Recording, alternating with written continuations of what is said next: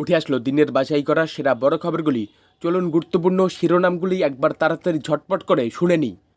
ফেরাতে হবে পাক অধিকৃত কাশ্মীর, উত্তেজনার আবহে স্পষ্ট বার্তা মোদির। ইউনূসের দেশে বাঁচা দায়, লুঙ্গি গেঞ্জি পরেই পালালেন বাংলাদেশের প্রাক্তন রাষ্ট্রপতি।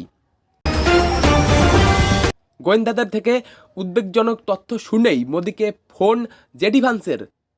সংঘর্ষ বিরতির আসল তথ্যটা বেরিয়ে এলো সামনে। দীঘায় জগন্নাথ মন্দিরের উদ্বোধনে থাকায় পুরীর দৌতাপতির বিরুদ্ধে পদক্ষেপ, শুভেন্দু বললেন কি, জানুন বিস্তারিত খবরে।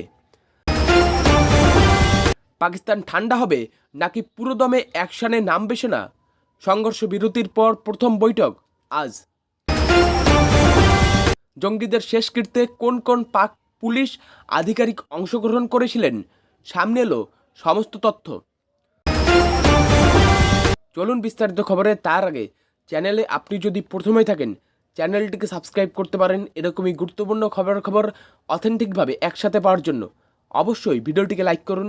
কোথা থেকে দেখছেন, অর্থাৎ কোন জেলা থেকে, বর্তমান পরিস্থিতিতে আপনার কি মতামত, সবাই কমেন্টে জানান। চাই না কারো মধ্যস্থতা, ফেরাতে হবে পাক অধিকৃত কাশ্মীর। মার্কিন ভাইস প্রেসিডেন্ট জেডি ভান্সকে স্পষ্ট বার্তা প্রধানমন্ত্রী নরেন্দ্র মোদীর।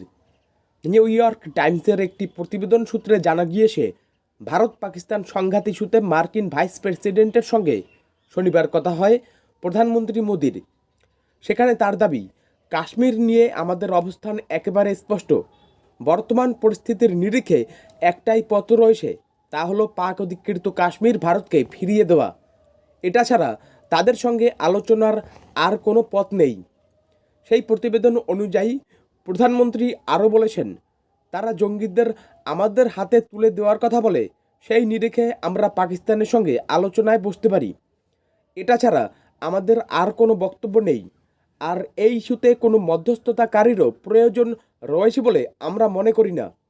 শনিবার পাকিস্তানের আর্জিতে সংঘর্ষ বিরতির পথে হাতে ভারত আগ বাড়িয়ে আমেরিকা আবার দাবি করে সেই মধ্যস্থতাতে হাত রয়েছে তাদের, কিন্তু ঘণ্টাখানেকের মধ্যেই মোহভঙ্গ। গতকালই সংঘর্ষ বিরতি লঙ্ঘন করেছে পাকিস্তানি সেনা, এবার সেই নিয়ে পারদ চড়িয়েছে ভারত।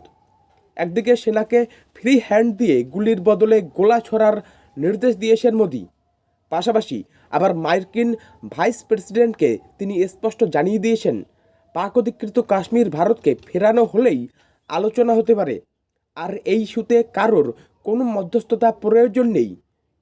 সংবাদ সংস্থা এএনআই এর তথ্য অনুযায়ী জেডি ভান্সকে মোদি স্পষ্ট জানিয়েছেন, পাকিস্তান যদি কিছু করার চেষ্টা করে তার প্রত্যাঘাত আরও ভয়ঙ্কর হবে। এক সময় ছিলেন দেশের রাষ্ট্রপতি, সর্বোচ্চ পদাধিকারী, সেই মানুষটাই লুঙ্গি গেঞ্জি পরে ছদ্মবেশে দেশ ছেড়ে পালালেন। কোথায় ঘটতে পারে এমন ঘটনা? এই ঘটনা বাংলাদেশের। কথা হচ্ছে হাসিনা আমলের রাষ্ট্রপতি আব্দুল হামিদকে নিয়ে। মোহাম্মদ ইউনূসের অন্তর্বর্তী সরকারের আমলে ব্যাপক চাপে ছিলেন তিনি। তার বিরুদ্ধে শুরু হয় একাধিক মামলা। জীবন বিপন্ন বুঝেই বিদেশে পলাতক হলেন হামিদ। সূত্রের খবর, বুধবার মাঝরাতে লুঙ্গি গেঞ্জি ও মুখে মাস্ক পরে শাহজালাল বিমানবন্দরের ভিআইপি টার্মিনালে হাজির হন হামিদ। তার সঙ্গে ছিলেন ইমিগ্রেশনে কূটনৈতিক সুবিধার বিশেষ লাল পাসপোর্ট। গোপনীয়তার সঙ্গেই তাকে বিমানবন্দরের ভেতরে ঢোকানো হয়। নিরাপত্তা তল্লাশি হয়নি বাংলাদেশের প্রাক্তন রাষ্ট্রপতির। এর ফলেই দ্রুত নির্দিষ্ট বিমানে উঠে পড়েন তিনি। মনে করা হচ্ছে থাইল্যান্ড উড়ে গিয়েছেন হামিদ। সবচেয়ে বড় কথা, বাংলাদেশ ইমিগ্রেশনই দেশ ছাড়ার সবুজ সংকেত দেয় প্রাক্তন রাষ্ট্রপতিকে। এর ফলেই গত বুধবার রাত 3টা 5 মিনিটে থাই এয়ারওয়েজের বিমানে ঢাকা ছাড়েন আব্দুল হামিদ। গোপনে প্রাক্তন রাষ্ট্রপতির দেশত্যাগের ঘটনায় বেজায় চটেছে বিএনপি। রবিবার বিএনপির সিনিয়র যুগ্ম মহাসচিব রুহুল কবির বলেন, প্রাক্তন রাষ্ট্রপতি আব্দুল হামিদ ফ্যাসিবাদের প্রতিনিধি, অথচ তার লাল পাসপোর্ট বাতিল করা হয়নি। সরকারের শক্তিশালী উপদেষ্টারা থাকা সত্ত্বেও কিভাবে পালালেন আব্দুল হামিদ? এই ঘটনা অন্তর্বর্তী সরকারের ব্যর্থতা। ভারত পাকিস্তানের সংঘাত থামাতে মধ্যস্থতা করেছে আমেরিকা। তবে তা শুধুই প্রেসিডেন্ট ট্রাম্পের আগ্রহে হয়নি, এর নেপথ্যে ছিল বড় কারণ। আমেরিকার হাতে এমন এক গোপন তথ্য এসেছে যা পাওয়া মাত্রই মার্কিন ভাইস প্রেসিডেন্ট জেডি ভান্স ভারতের প্রধানমন্ত্রী নরেন্দ্র মোদীকে ফোন করেন। পেহেলগাঁও জঙ্গি হামলার পর থেকেই ভারত পাকিস্তানের উপর নজর রেখেছিল আমেরিকা। অপারেশন সিঁদুর, তারপর দুই দেশের মধ্যে সংঘাত শুরু হওয়া, গোটা বিষয়ই অবগত ছিলেন তারা।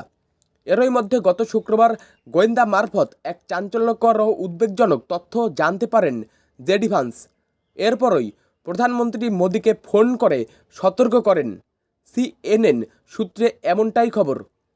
উদ্বেগজনক ওই গোপন তথ্য স্পষ্টকাতর হওয়ায় তা আমেরিকা সংবাদ মাধ্যমের সামনে খোলাসা না করলেও সূত্রে খবর ওই তথ্য এমনই গুরুত্বপূর্ণ ছিল যে ভারত পাকিস্তানের সংঘর্ষ থামাতে সক্রিয় ভূমিকা পালন করার সিদ্ধান্ত নেয় আমেরিকা। সেই কারণেই যেখানে একদিন আগেই জেডি ভান্স বলেছিলেন ভারত পাকিস্তান সংঘর্ষে আমেরিকার কিছু করার নেই, সেখানেই পরের দিন খোদ মার্কিন প্রেসিডেন্ট ডোনাল্ড ট্রাম্প দুই দেশের মধ্যে সংঘর্ষ বিরতির ঘোষণা করেন। CNN-এর রিপোর্ট অনুযায়ী গোয়েন্দা সূত্রে খবর পেয়ে জেডি ভান্স প্রথমে প্রেসিডেন্ট ডোনাল্ড ট্রাম্পকে জানান। এরপরে শুক্রবার দুপুরে প্রধানমন্ত্রী মোদীকে ফোন করে জানান যে ভারত পাকিস্তানের মধ্যে সংঘাত যদি সপ্তাহের শেষ ভাগ পর্যন্ত চলতে থাকে তবে সেই সংঘাত নাটকীয়ভাবে ব্যাপক বাড়বে এবং চাঞ্চল্যকর মোড় আসবে। মার্কিন ভাইস প্রেসিডেন্টই প্রধানমন্ত্রী মোদীকে পাকিস্তানের সঙ্গে আলোচনায় বসার কথা বলেন এবং তাদের এই প্রস্তাব বিবেচনা করে দেখতে বলেন। সমঝোতার একটা প্রাথমিক প্ল্যানও ভাগ করেন মোদীর সঙ্গে। সূত্রের খবর, ভান্স মোদীর মধ্যে ফোনে কথাবার্তার পরই মার্কিন বিদেশ মন্ত্রকের আধিকারিকরা সারা রাত দুই দেশের কর্মকর্তাদের সঙ্গে কথা চালিয়ে যান এবং সমঝোতায় আসার জন্য বোঝাতে থাকেন।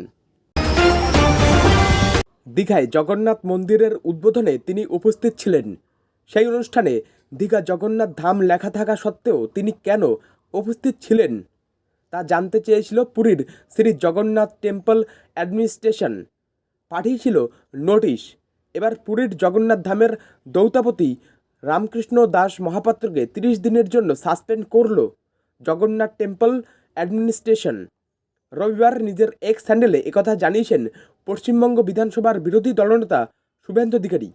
দৌতাপতি রামকৃষ্ণ দাস মহাপাত্রের বিরুদ্ধে পদক্ষেপকে স্বাগত জানালেন তিনি। পাকিস্তানকে নিয়ে কী নীতি নেবে ভারত? সপ্তাহের প্রথম দিনেই গুরুত্বপূর্ণ বৈঠক।